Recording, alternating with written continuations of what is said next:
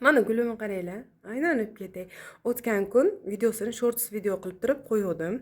Stressga tushib qoldi, kasallanib qoldi. Mana bitta mana tanasi bujimayib ketdi. Uni barglari shunday tashib yubordi. Mana bir kunlik natija. Barglarni ancha ko'tardi mana ko'ringlar.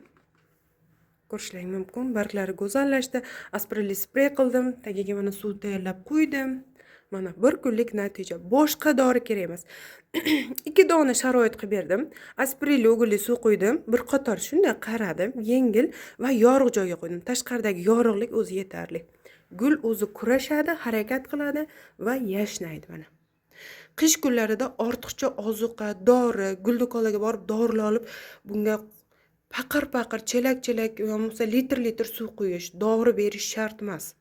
Shuni unutmang. Qish faslida mana ko'ringlar, sharoit bo'lsa bo'ldi. Gullaringiz o'saveradi, yashnayveradi va bahor faslida shunaqa go'zal qilib tashqariga olib chiqasiz. Va bu yoqda mana zamiyalarim va shuni mana ko'paytirishini qo'yaman. Keyingi videoyimda mana ko'paytirish, bargchasidan ko'paytirish, chiroyli qilib mashina qilib. Mana rosa kurtaklari bor. Ko'rinyaptimi videoda?